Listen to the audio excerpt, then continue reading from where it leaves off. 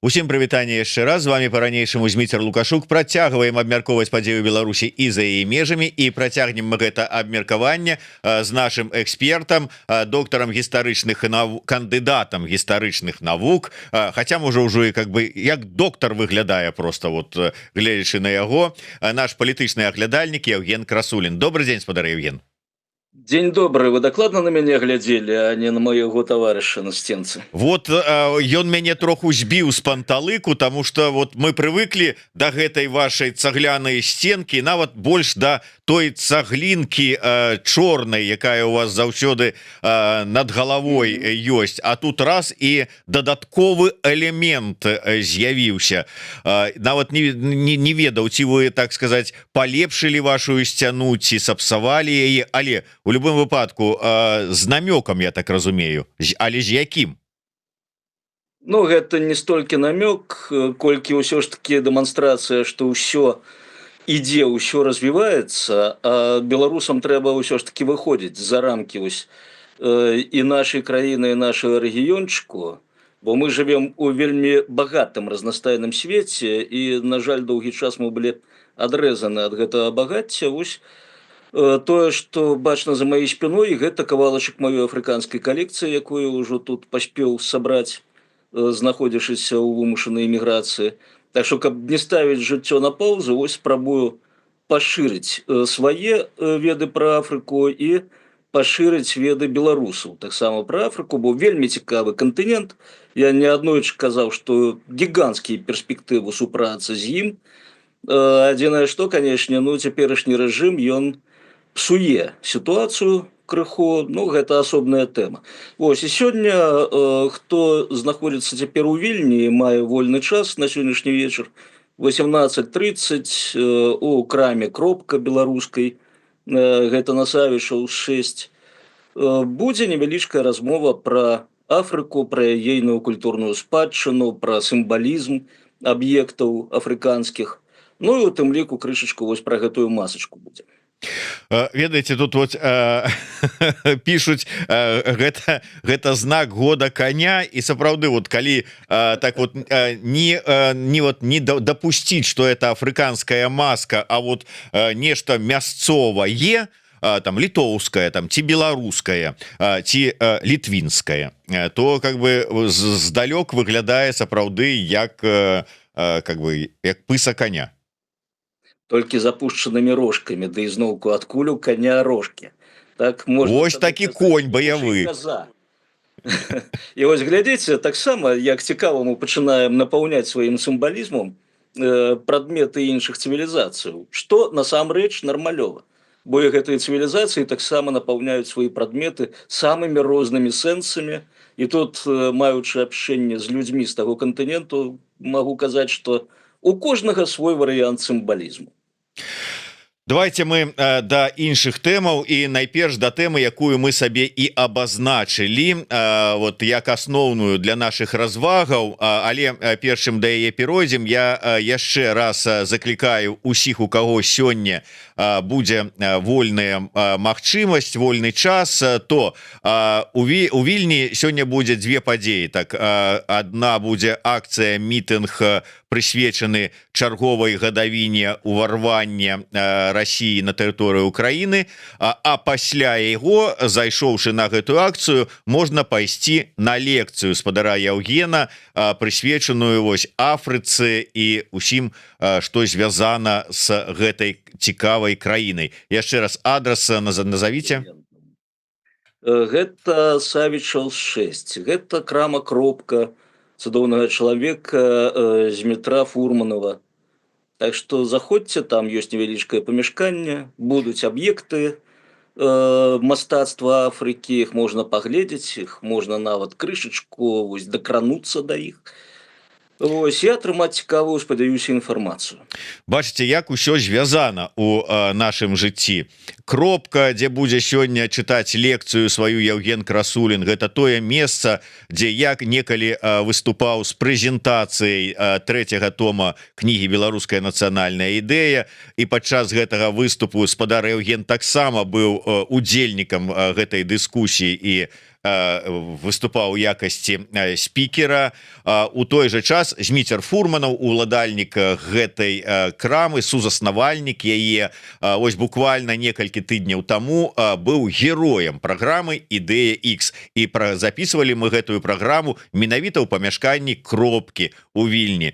Але давайте звернемся вот до той даты, якую мы з вами акурат таки узгадали. Сёння дзень вялікага уварвання арміі расійскай захопніцкай ва Ўкраіну, у тым ліку з тэрыторыі, ці можа найперш з тэрыторыі Беларусі. Але калі хтосьці лічыць, што вайна ва Ўкраіне пачалася 24 лютага 22 года, той вельмі моцна памыляецца. Насамрэч, вайна Расіі супраць Украіны, у тым ліку узброеная вайна, пачалася ў 2014 годзе. 2014 годзе пачалася яна з захопу Крыма, з заходу туды, тады яшчэ так званых зялёных чалавечкаў, пра якіх Путін казаў, не ведаем, адкуль яны там взяліся і хто яны такія, з заходу на Донбас тэрарыста Гіркіна,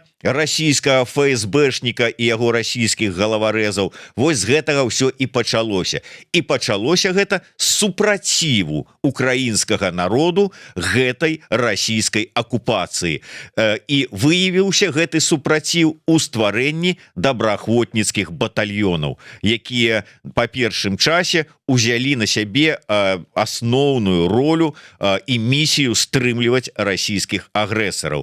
Так вось, давайте мы з гэтага адштурхнемся і яшчэ раз звернемся да тэму узброенага супраціву, але ўжо зараз звярнуўшыся да нашага беларускага глобусу, як мы гэта любім. Наколькі ўсё ж такі, калі беручы досвед, вопыт і Украіны, ну, ўсё ж таки сёння дата такая, але можа і не толькі яе, як гісторык вы добра ведаеце, сілавы супраціў, наколькі гэта, ну, ўсё ж таки тое, што можа спрацаваць на карысць і на пазітыў. Ну, гэтую тэму мы ж не адзін раз закраналі, так, і, власна кажучы, тут, я думаю, ведаюць мою пазіцыю па гэтым пытанні. Калі ўзяць гісторыю, такія даследаванні праводзіліся, і тут можна нават не праводзіць адмысловыя даследаванні, ўзяць па гістарычных фактах, якія добра вядомыя, власна кажучы, шырокай аўдыторыі, можна пабачыць, што ўзброены супраціў, ён мае два такіх не надта добрых фактары. Першае, калі ты бярэшся за ўзброены супраціў, бярэшся за зброю, ты адразу запускаеш рулетку з невядомым, невызначаным вынікам, прычым зусім не абавязкова тут будуць у дзеянні вядомыя, скажем так, асэнсаваныя фактары, так, напрыклад, там лепшае ўзбраенне, лепшыя мабілізацыйныя здольнасці і гэтак далей. Тут бываюць нават вельмі выпадковыя сітуацыі, якія схіляюць вось гэтыя шалі ў той ці іншы бок. Таму, калі мы бярэмся за зброю, мы з гарантыі атрымліваем толькі адно – гэта плыні крыві. Кроў, вялікую колькасць забітых, разбурэнне, невядома, хто перамагае ў выніку, і ў любым выпадку гэта разбурэнне краіны. Вось можна назваць у 20-м стагоддзі тыя узброеныя, скажем так, выпадкі супраціву, якія прыводзілі да поспеху. Гэтыя выпадкі добра зноўку вядомыя. Першы, самы ранні, бадай, гэта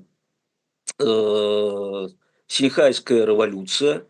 Мала хто чуў, яна адбылася ў 1912 годзе, 11, канец 11-12 год.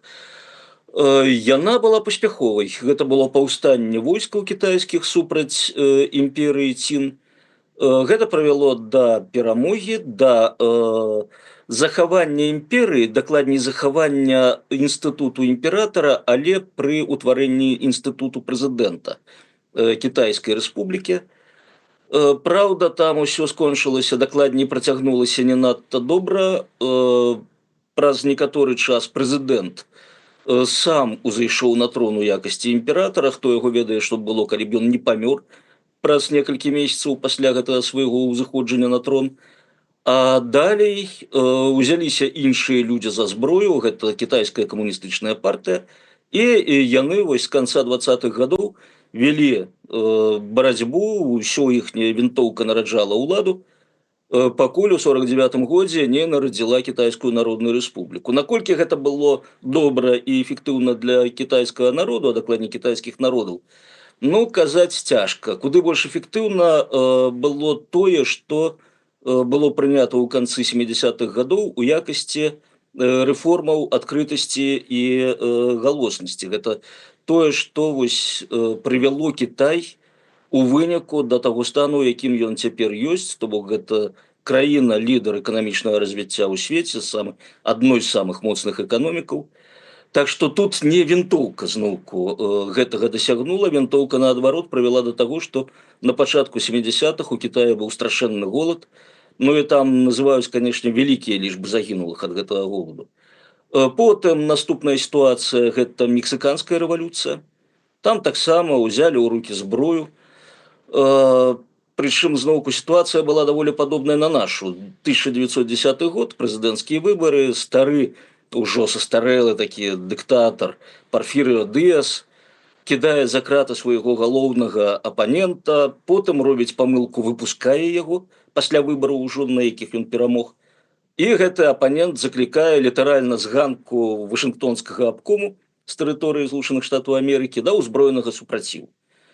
Назначыў дату выйсця 20 лістапада 10 году, вось гарачыя мексіканцы раз і не выйшлі.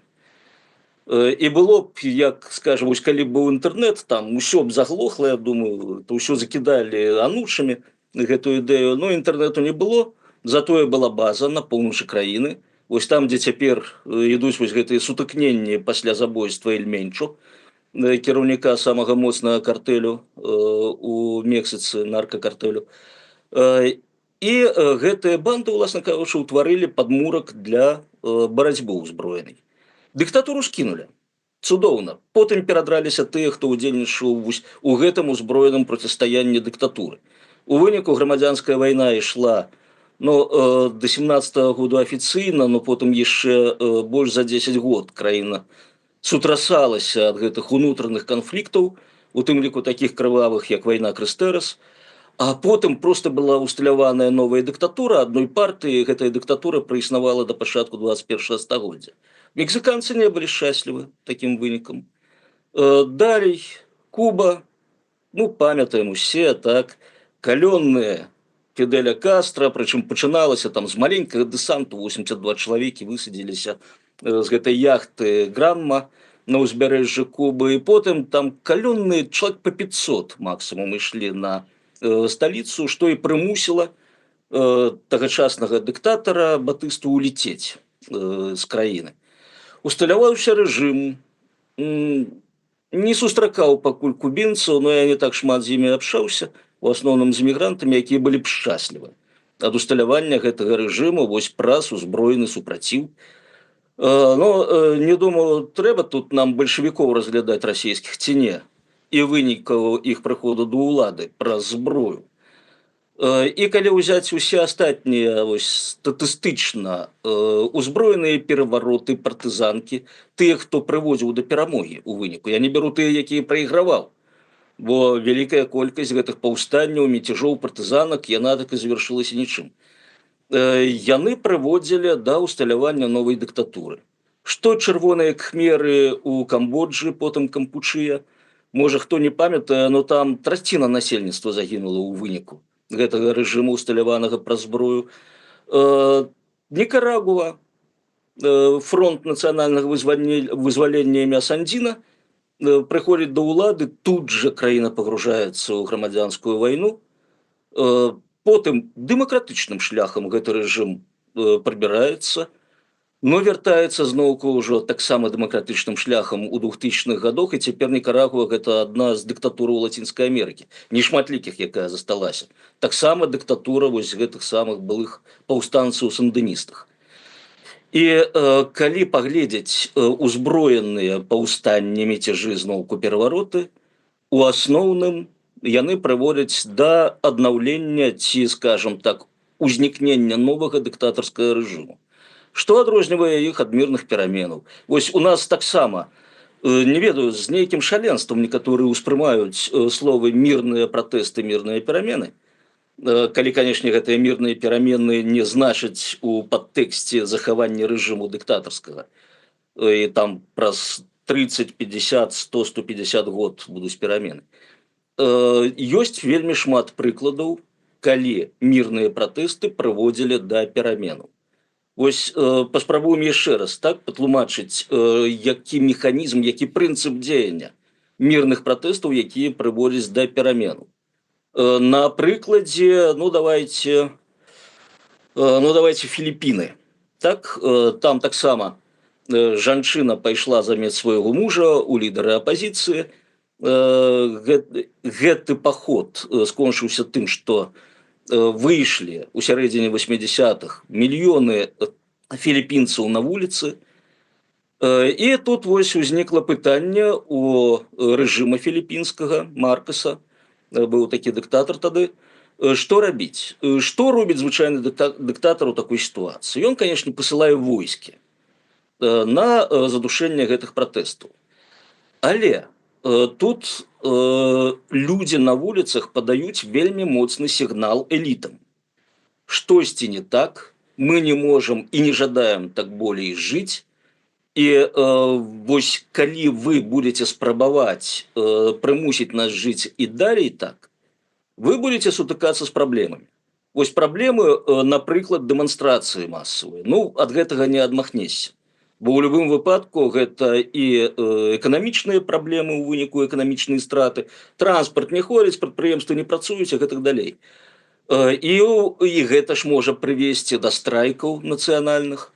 А гэта яшчэ большыя ўдары па эканоміцы, і ўзнікае ў элітаў пытанне. А як мы далей будзем вось гэтай усёй халерай жыць?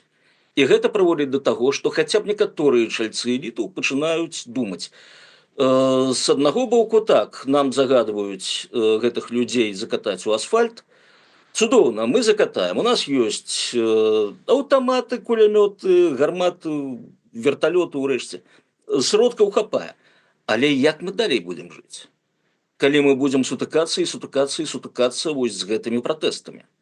Можа, для нас прасцей і больш перспектыўней падтрымаць людзей, устаць на бок іхні і проста пазбавіцца вось гэтага рэжыму. І на Філіппінах спрацавала якраз такая логіка. Частка вайскоўцаў просто адмовілася выходзіць з казармаў для задушэння пратэстаў.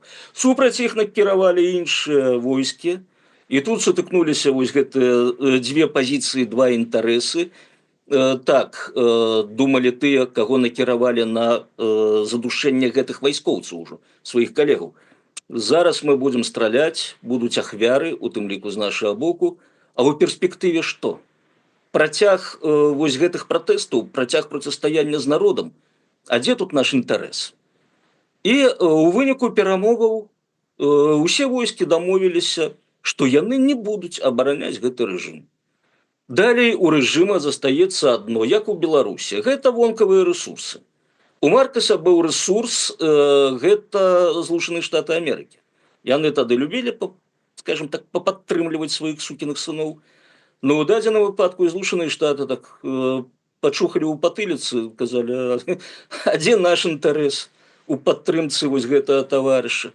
І таварышу нічога не засталося зрабіць, як сесці ў летак, як у свой час Батыста зрабіў на Кубе, і ўляцець у тыя ж Злучаныя Штаты Амерыкі, прыхапіўшы залаты запас даволі такі вялікі. І у выніку вось логіка мірных пратэстаў, яна ўздзейнічае на логіку элітаў, прыводзіць спачатку да расколу, а потым да кансалідацыі вакол вось гэтай перспектывы будучыні. нам жа лепей будзе мець справу з мірным народам, чым вось з гэтым пастаянным процістаяннем, якое скончыцца абавязкова і скончыцца вельмі кепска. Бо колькі спружыну не сціскавай, яна разгарнецца, прычым чым больш сціснеш, тым з большым, уласна кажучы, з большай эмоцыяй гэта адбудзецца. І такая логіка вельмі шмат дзе працавала. Чылі таксама недалёк сышла, калі Піначэта прымусілі, канешне, там з вялікімі гэтымі самымі ільготамі, з гарантыяй пажыццёвага сенатарства, камандуючы ўзброенымі сіламі. Но галоўнае, што яго прыбралі з пасады кіраўніка краіны, а потым усе ягоныя ільготы і камандуючы пайшлі куды падалі. Вось, і ў выніку і Філіпіны, і Чылі, і вялікая колькасць іншых дзяржаў, Уругвай, Гватэмала і іншыя, яны пайшлі вось спакойна дэмакратычным шляхам развіцця. У адрозненне ад тых краін, дзе адбываліся вайсковыя перавароты, у тым жа Уругваі 70-е гады, пачатак 80-х, 8 узброеных пераваротаў, яны ўсе завяршаюцца практычна усталяваннем новага дыктатарскага рэжыму. Пасля аднаго перавароту праводзяцца выбары. Вось пасля выбараў пачынаюцца ўжо дэмакратычныя працэсы, якія дагэтуль ідуць мірна ў гэтай краіне. І гэта адзін з лідараў у свеце па дэмакратыі, па дэмакратычнасці. Такім чынам, гісторыя нам адназначна кажа: возьмешся за зброю, вынік будзе невядомым, але, як правіла, адмоўным. Ні пра якую дэмакратыю можна будзе не думаць, адпаведна, ні пра якое эфектыўнае эканамічнае развіццё можна будзе не думаць. Такім чынам, краіна, якая абірае вось гэты ўзброены супраціў, яна прыходзіць да вельмі кепскіх вынікаў.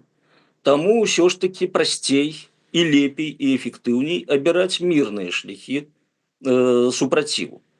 І вось тут зноўку узнікае пытанне, як гэта зрабіць. Вось мне гэтае пытанне 3 гады таму задаў адзін украінскі эксперт. Калі яму вось гэта прыгожа распавядаў, як кепска брацца за зброю, як добра ісці мірным шляхам, ну, зразумела, што Украіна гэта абсалютна іншы трэк, там агрэсія. Калі б на Беларусь напалі, тое ж самае трэба было рабіць і ў Беларусі, брацца за зброю, абараняцца.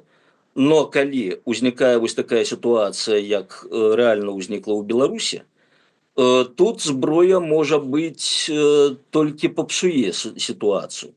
І вось на пытанне гэтага ўжо даволі раззлаванага украінскага эксперта, які ўсё быў абураны, што я не разумею, што трэба брацца за зброю, утвараць партызанскія атрады, фармаваць армію ўтаргання, ён сказаў: ну і як вы думаеце гэта зрабіць? Я яму казаў, што вось ёсць сітуацыя ўкраіны. Мы робім усё, усе беларусы за мяжой Украіне, мы робім усё, каб дапамагаць Украіне, каб яна перамагла ў выніку, каб яна ці разбіла гэтыя расійскія войскі на поле бойкі, ці прымусіла Расію проста разваліцца праз эканоміку, праз заняпад эканомікі. Тады будуць, безумоўна, перамовы пра пасляваеннае ўладкаванне, і тады мусіць быць узнятым разам з украінскім і украінскім і беларускае пытанне. І тады тыя, хто будзе ўдзельнічаць у гэтых перамовах, яны паставяць вось гэтае пытанне рубам. Мы прачэрчваем тлустую чырвоную лінію на ўсход ад Воршы па мяжы паміж Беларусі і Расіяй, і за гэтую чырвоную лінію Расія не можа працягваць свае заграбучыя лапкі. Ні ў якім выглядзе. І ў выніку рэжым Лукашэнкі падае, я не ведаю, там, цягам колькі гадзінаў.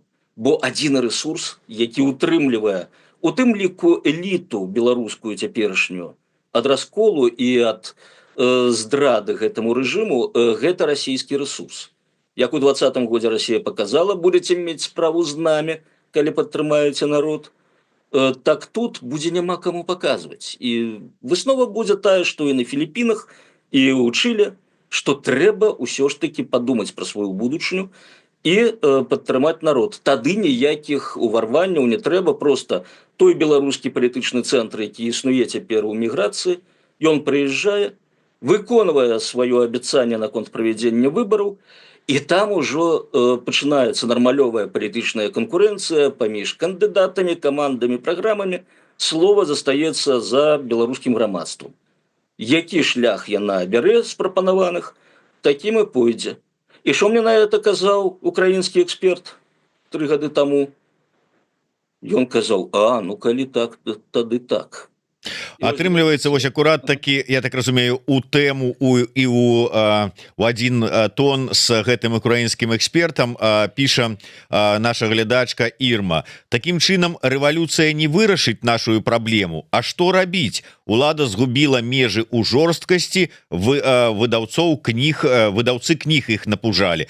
То бок, у дадзеным выпадку ось тая тэма, якую вынеслі ў загаловак да нашага стрыму пра стварэнне беларускага вызвольнага войску, гэта не тое, што нам трэба. Нам трэба, не тое, што там сядзець і чакаць, пакуль Украіна пераможа, Расія разваліцца, там хтосьці прыйдзе і тлустую чырвоную лінію за воршай правядзе, дапамагаць, але стварэнне гэтага войска, там нейкіх там спадзеваў на сілавы сцэнар, гэта не той шлях, які нам гарантуе нашу вольную новую Беларусь. Не, такі шлях ён ні ў якім разе не гарантуе нам свабодную вольную Беларусь. Я ўжо казаў небяспеку вось гэтага трэку, калі бярэшся за зброю. Зноўку давайте паглядзім на наш эталённы, можна казаць, прыклад. Вось кантрольная група М'янма і апазіцыя М'янмы, дэмакратычныя сілы, вось яны ўзяліся за зброю.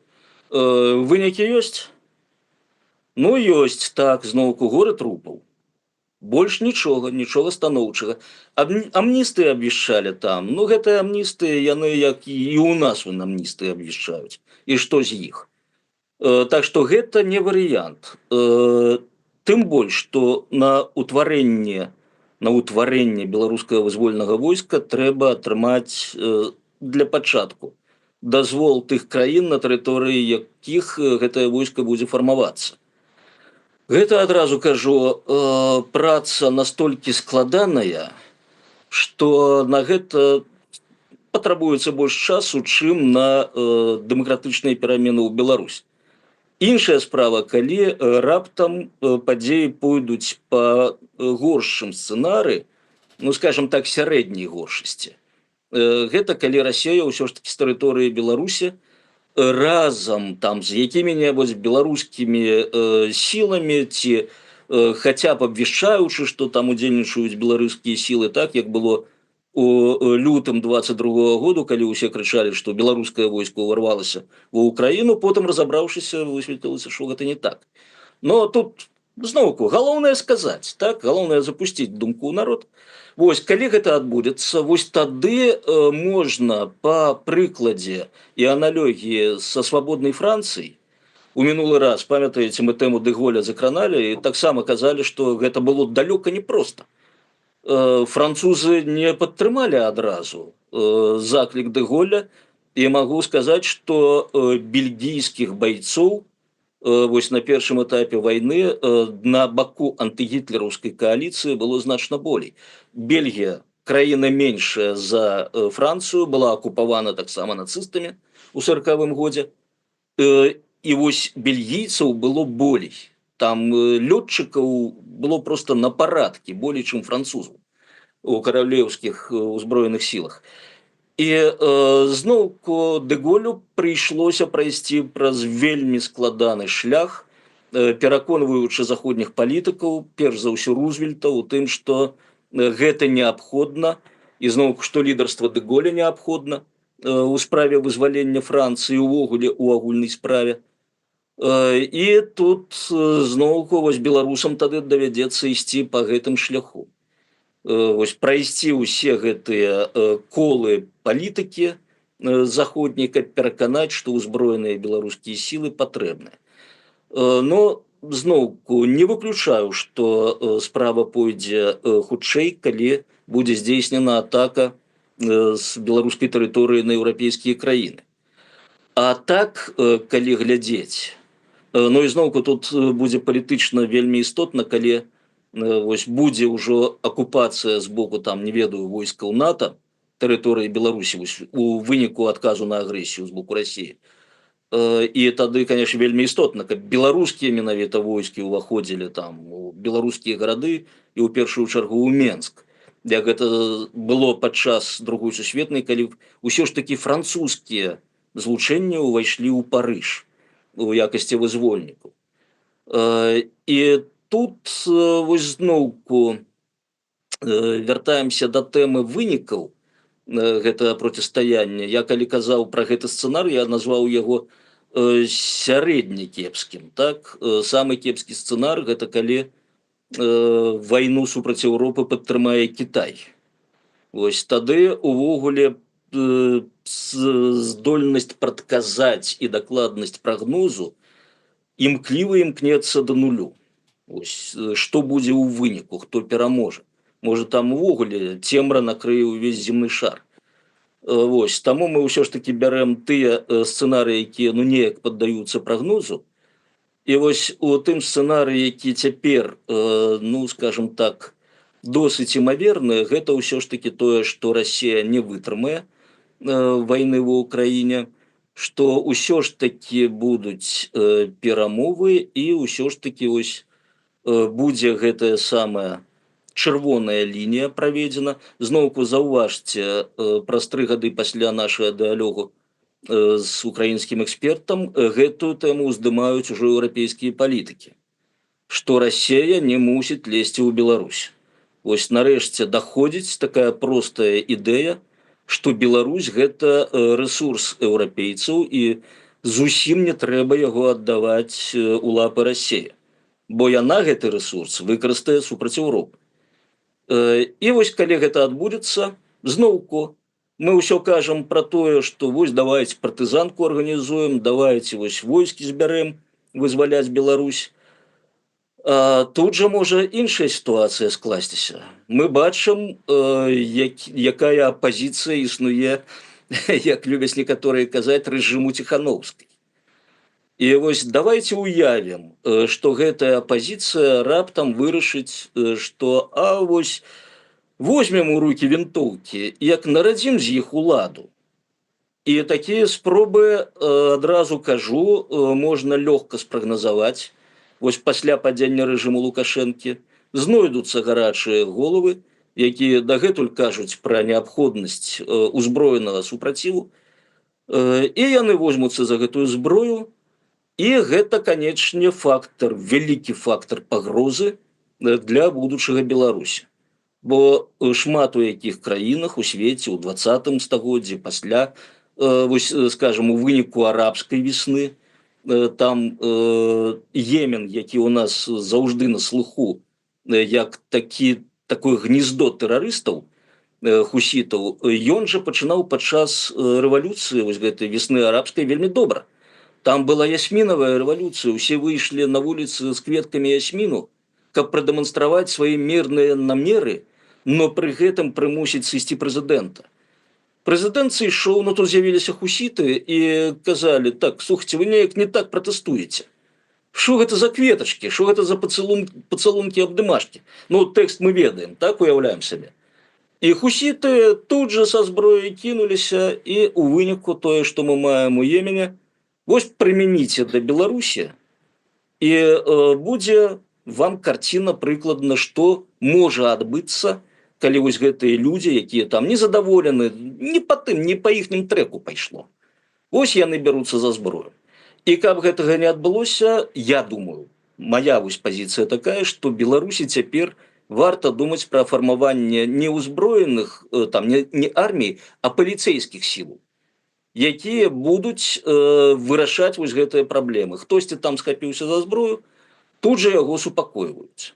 Бо ўсё ж такі для Беларусі, і наўрад ці хтосьці з гэтым не пагадзіцца, неабходны мірны варыянт развіцця, а зусім не дзесяцігоддзе ўнутранага канфлікту, як адбываецца ў той жа М'янме.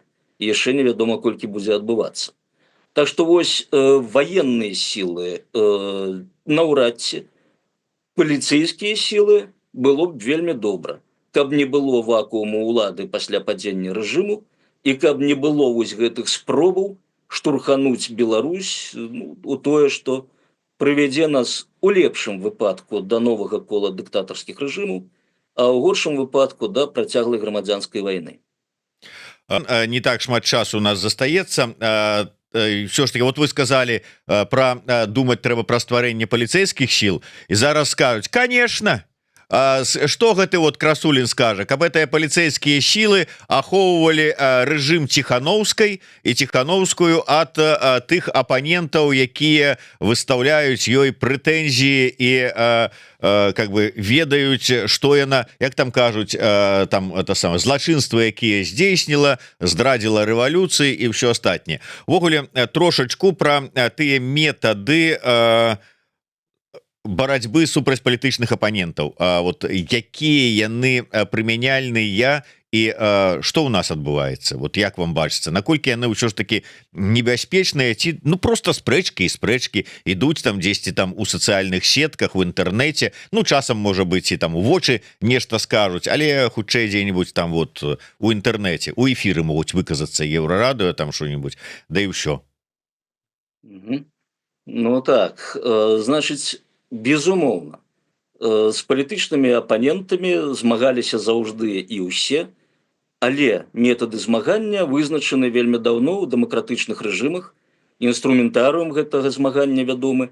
Гэта дыскусія, канкурэнцыя зноўку лідараў, праграмаў, камандаў, і гэта галоўны інструмент гэта змагання з канкурэнтамі, гэта выбары. Вось мы падносім грамадству наш прадукт і кажам, мы дзеля таго, каб вам прасцей было жыць у наступныя там 4-5 год, будзем рабіць вось гэта, гэта і гэта. І чаму гэта будзе эфектыўна? Вось таму і таму гэта будзе эфектыўна і прывядзе да паспяховых вынікаў. Іншыя палітыкі прыходзяць, кажуць, не, вось паглядзіце, у іх вось тут праколы, тут хібы, тут яны крышачку перакручваюць. А таму глядзіце на нашу праграму, мы гэтыя хібы выпраўляем і прапануем вам куды больш эфектыўныя інструменты для паляпшэння свайго жыцця. Вось, дарэчы, чым не нацыянальная ідэя для беларусаў. Так? Усё вырашаць на выбарах. Без зноўку знявагаў, бо дэфамацыі, абвінавачанні, паклёпы – гэта асобная тэма. Зноўку, вось ужо, дарэчы, усё часцей і часцей сустракаюцца такія меркаванні, што ну што ж вы ў суд не падаеце на гэтых людзей, якія пішуць пра вас. Вось пра нас, напрыклад, кажуць, пра маю сям'ю, што мы маем 4 кватэры ў розных краінах еўрапейскага звязу. Так хочацца хоць гэта глянуць на гэтыя 4 кватэры, далі Бог. Вось. Но пакуль зразумела, што там судзіцца гэта вельмі вялікія рэсурсы, у тым ліку і грашовыя, якіх у нас няма, і час зноўку. Вось, но спадзяюся, у нармалёвай дэмакратычнай сітуацыі тут любая дэфамацыя, паклёп будуць сустракаць свой прававы адказ. І вось, калі казаць пра змаганне з палітычнымі канкурэнтамі, вось такое прапануецца. Не тое, што крычыць там пазняк усіх пад суд. Не, ну, калі ласка, калі ён мае нейкія прэтэнзіі, мае пад гэтымі прэтэнзіямі нейкія падмуркі, калі ласка, хай збірае гэтыя падмуркі, гэтую аргументацыю і ідзе ў суд з імі. Ну і вось зноў паглядзім, якія будуць вынікі гэтага судовага працэсу, я думаю, ён разумее, якія таму не пойдзе. І такім чынам вось усе гэтыя спрэчкі, вось яны вырашаюцца дэмакратычным шляхам. Праз галасаванне грамадства. Мы падтрымаем вашу праграму, а не вашу. Но калі вашу не падтрымалі, дык вы ж прыміце гэта. Не крычыце, што там усё, гэта яны скралі перамогу, там не ведаю, што яны парушылі ўсе правілы, яны нас зневажалі, перахадзілі на асобы. Калі гэта адбываецца, зноўку ідзіце ў суд, ён вырашыць.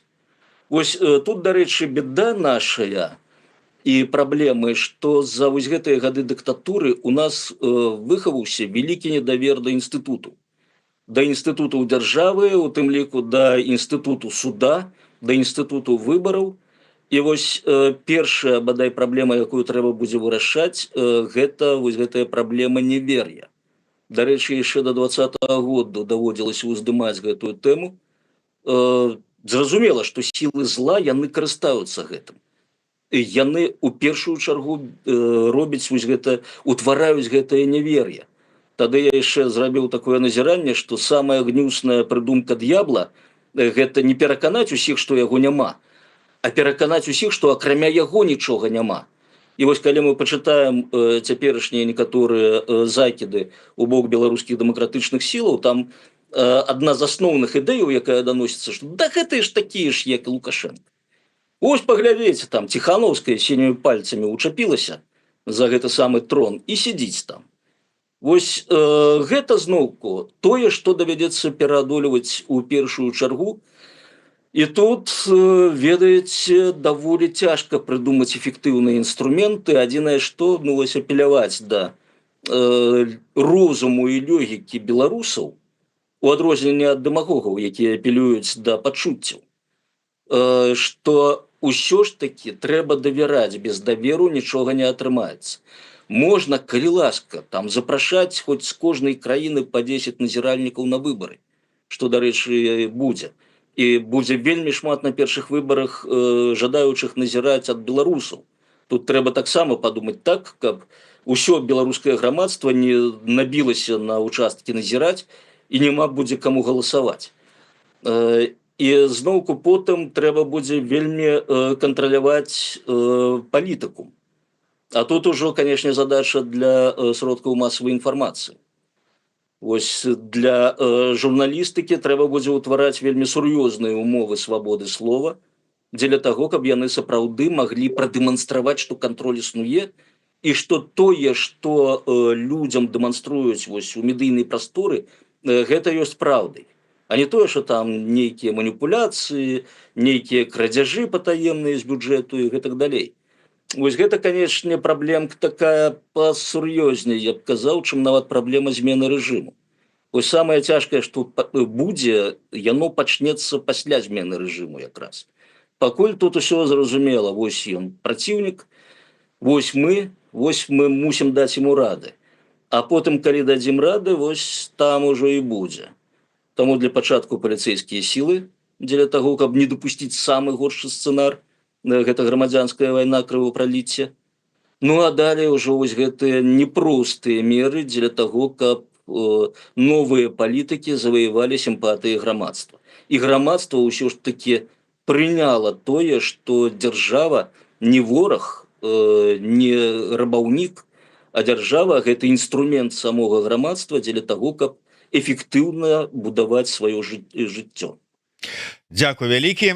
Ну што ж, спадзяёмся, што гэтым шляхам і сапраўды мы не толькі дойдзем да новай і сваёй незалежнай суверэннай Беларусі, але і без крыві, без грамадзянскай вайны і ўсяго астатняга. Хаця, канешне, пытанне вельмі такое, ну, спрэчнае ў тым сэнсе, наколькі это рэальна.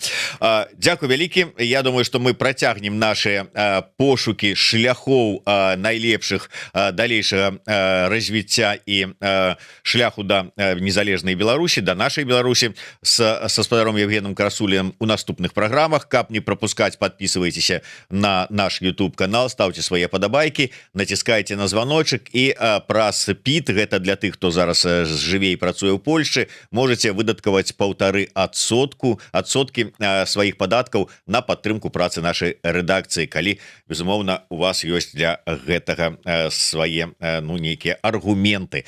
Дзякуй вялікі, да сустрэчы, жыве Беларусь. Жыве вечна, шчасліва.